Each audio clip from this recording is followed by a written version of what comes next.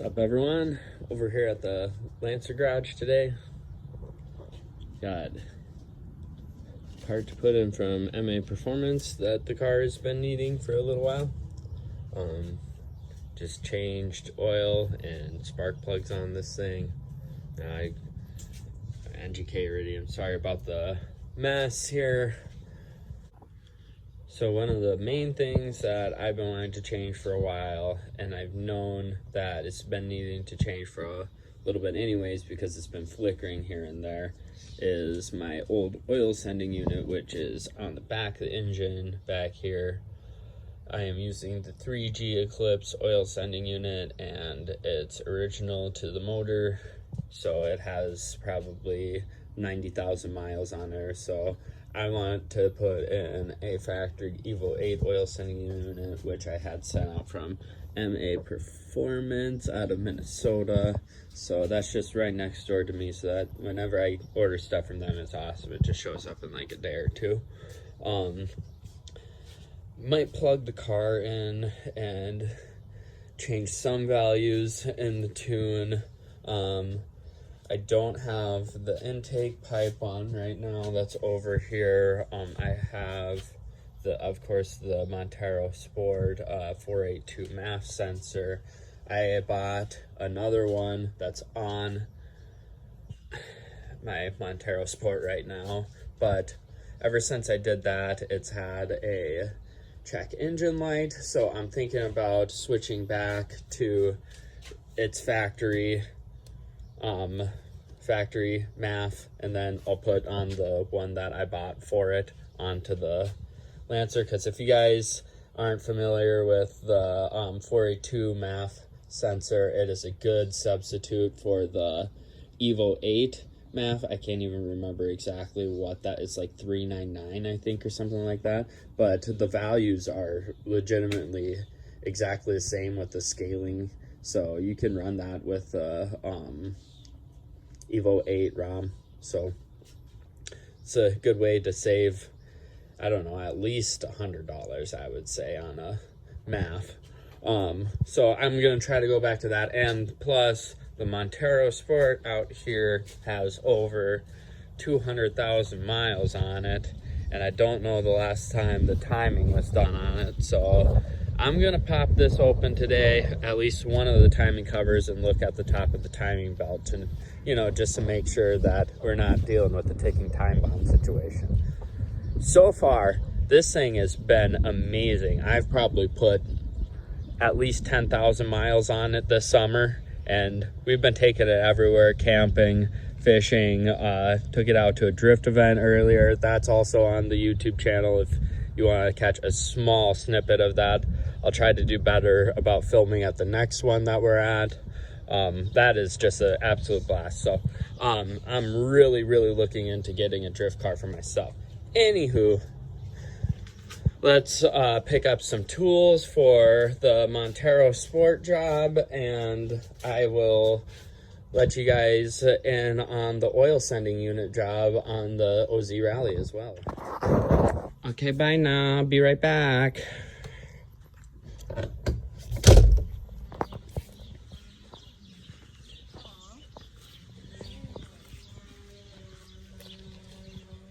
All right, so we have one 10mm bolt right there, and then there's a 12mm bolt right there, and then this timing cover comes off. Okay, so with those two bolts out, the 10 and 12mm, you should be able to pull this back and see in there. As you can see, she's pretty cracked and worn, so I'm gonna say this is original equipment right here, and I'm gonna tackle a timing belt job on the MonteroSport here soon.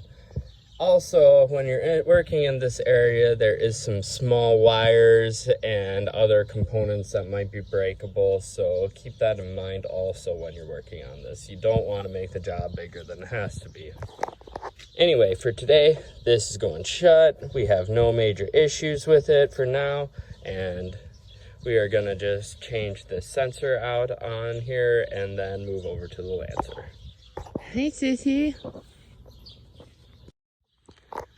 Okay, just finishing up working up on this thing. I gotta change this mass airflow sensor out for the factory one that was on the OZ Rally Lancer. So first of all, I have to disconnect the battery and then 4 10mm bolts right here. So super easy. Okay, so I got the old one out. So I'd be really careful with this hose here. This intake hose is gonna be old and brittle. Possibly this one looks like it's been replaced, so it's not too bad.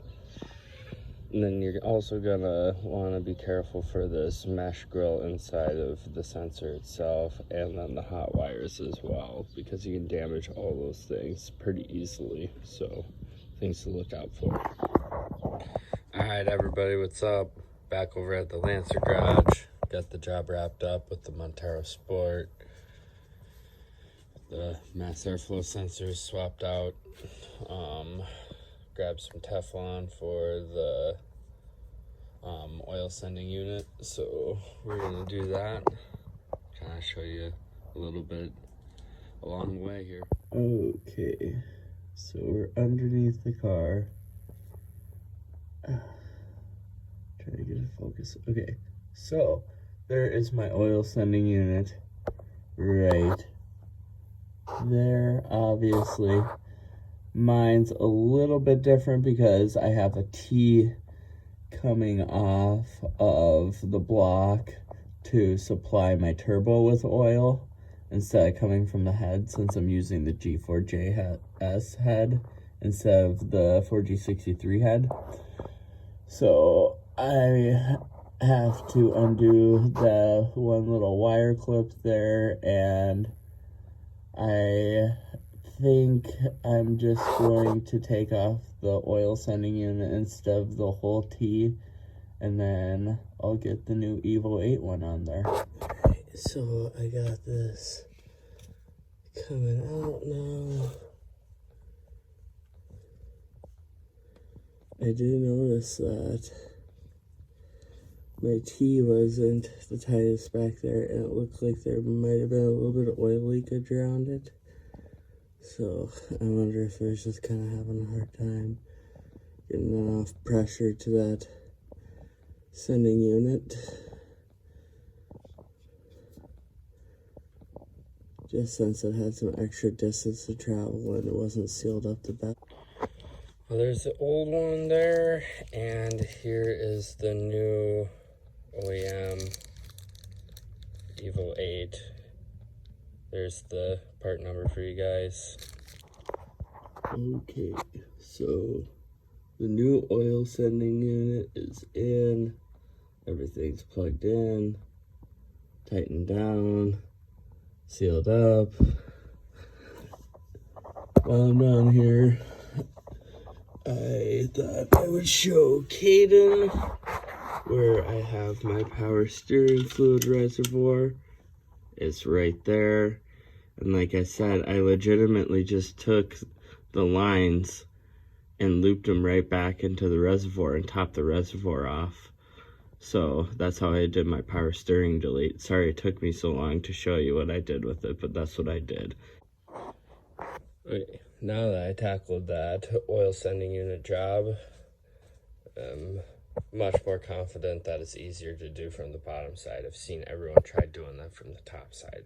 Way easier from the bottom side.